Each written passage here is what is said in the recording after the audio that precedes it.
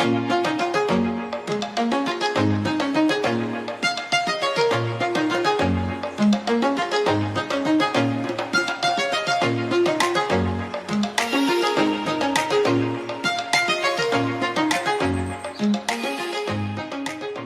idea of a Superman is a film trick, or you may want to call it a life trick.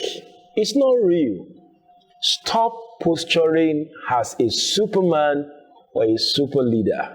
The best of man is still man in himself. Welcome to this episode of Leaders Arise. My name is Demola Awoyele.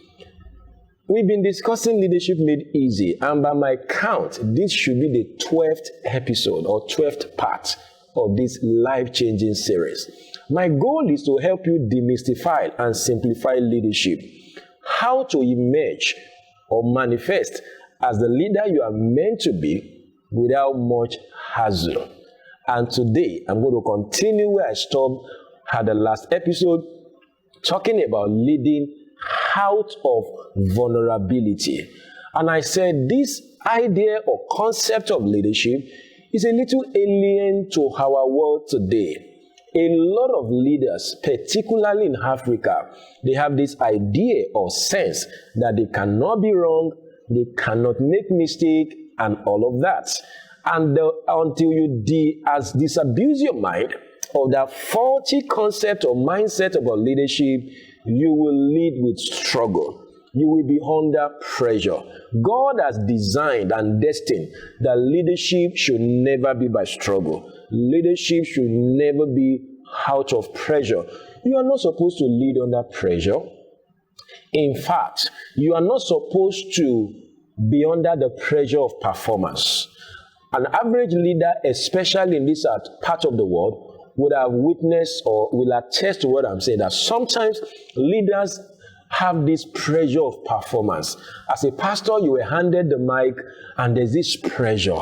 How do I lead? How do I manifest? How do I hope I will not fumble? Hope I will not do this. As a song artist, you are brought up to come and sing. There is a pressure of performance. As a newlywed, as a husband, or as a wife, there's that pressure. Hope I'm not going to make mistake. Hope I'm not going to destroy this marriage. As a newly employee or new staff in an organization, there is a pressure. I must not disappoint those who have brought me into this office. Now, as wonderful as that desire is to perform, all right, to not disappoint those who are expecting a lot from you, it must never be pressure. It must never be something that you are having a cold feet or whatever you want to call it. You are literally sweating. If that is what describes your leadership, you still have not understood leadership. It is never leadership if it is with pressure. It is never leadership if it is with pressure. It is never leadership if it is not with ease. Wow, that looks like a new thought to somebody out there. And you are asking, I have been under pressure all my life. So what's wrong? What's wrong is what I'm talking about today. That perhaps you have thought that a leader is a Superman, a leader must not fail, a leader must not fumble, a leader must not falter, a leader must not disappoint. Can I shock you? Sometimes a leader disappoints. Yeah. Sometimes a leader fails. Sometimes a leader fumbles. Check scriptures very well. In fact, the greatest leaders in scriptures had flaws in their lives. Talk about Abraham. He fumbled. He impregnated his housemaid, gave birth to another child, Ishmael, out of his matrimony. Are you following me, somebody? Look at David. He slept with Bathsheba, killed Uriah, and all of that. So if you look at it critically, you will discover that not being super does not make you less a leader.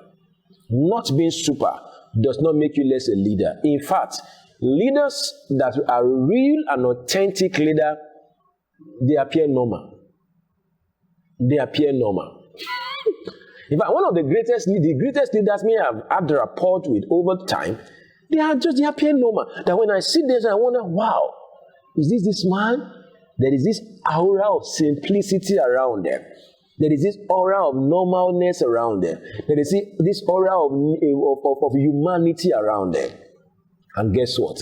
When you see a leader that there are complexities around him, there is an aura of superness, if I may use that grammar, around him, or superiority around him.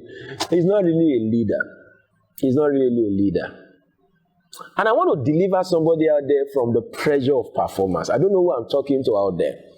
Just be you. Just be real. Assure yourself that it's okay to make mistakes. But I pray you won't make a costly mistake actually. But the way not to make mistake is not to be afraid of making one.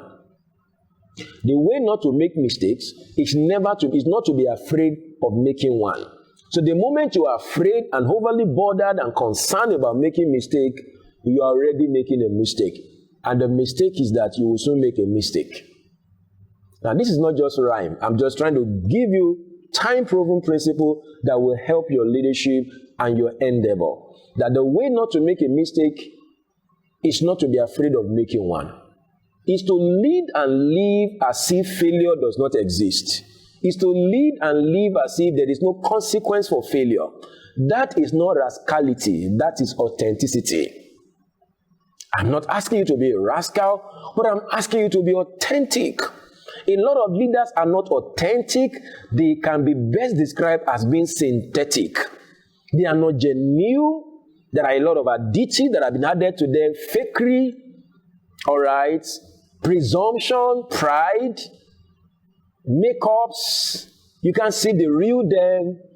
But when I look at Jesus, the greatest leader of all time, I saw a real leader. When he was hungry, he showed that he was hungry. When he was thirsty, he showed that he was thirsty. When he was sorrowful, in Matthew 26, he told the disciples, he said, my soul is exceedingly sorrowful unto death. He couldn't hide his sorrow. He couldn't hide his hunger. In fact, he couldn't hide his anger. That is being vulnerable. He never cared what people would say. And that's a problem most times.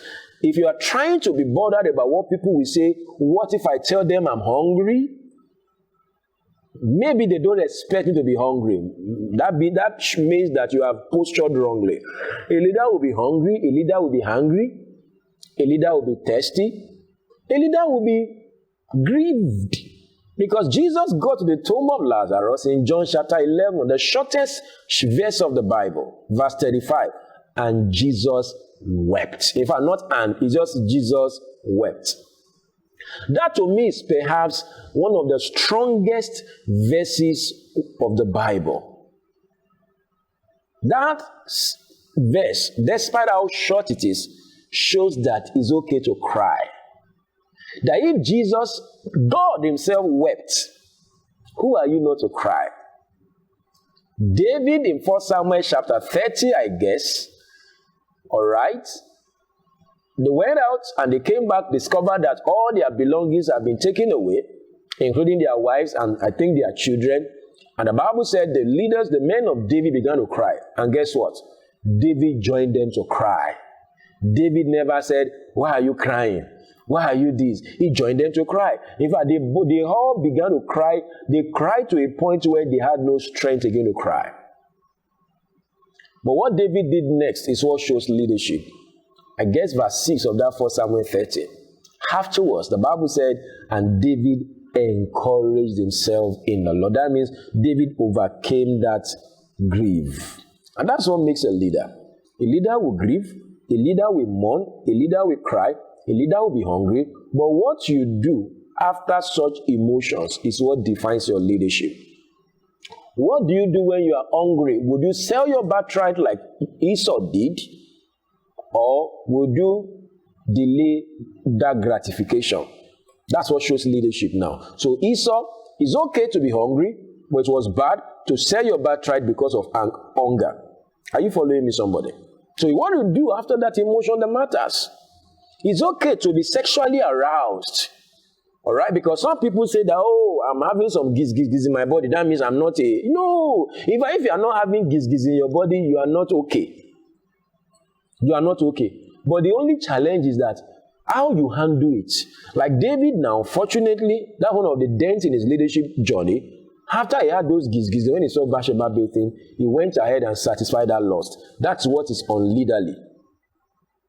Some people allow erection to give them direction. That's where the problem is. Erection is not bad. It shows that you are human. It shows that you are still carrying this flesh. Like they say in my language here, body no be wood. All right? But body must not put itself inside fire, because wood, sometimes if wood is not careful, it will catch fire. And that's why Proverbs will tell us that be careful. No man can put fire in his bosom and expect not to be burned. Nobody can see Bathsheba batting outside and further look at Bathsheba, make inquiries about Bathsheba, and will not end up sleeping with Bathsheba. So vulnerability is a strength in leadership, not a weakness, if you can learn how to handle it. And that's where I will hang it on today's episode of Leadership. That it's okay to be vulnerable. That is a show of authenticity in leadership. I wish that you go out of this brief sharing and go and lead out of vulnerability in your family, in your local church, in your business space, and wherever it is that you are functioning from. My name is Demola Awoyele, and this is Leaders Arise. And I'm talking to you about leadership made easy. Never be under the pressure of performance. Lead with vulnerability, or lead out of vulnerability, and enjoy the best and the simplest form of leadership. Help me like this page. Subscribe to this channel if you're on YouTube. Then share this stream or video across all your contacts. Then let me get your feedback, your questions, your comments, and all of that. Till I meet you two again at the next episode, go right there and lead with ease. Bye for now.